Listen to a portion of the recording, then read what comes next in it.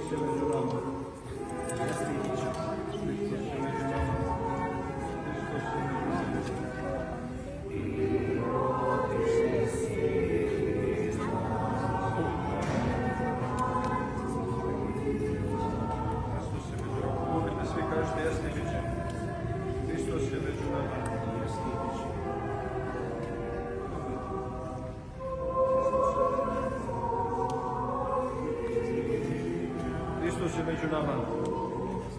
Poljubite. Hristos je među nama.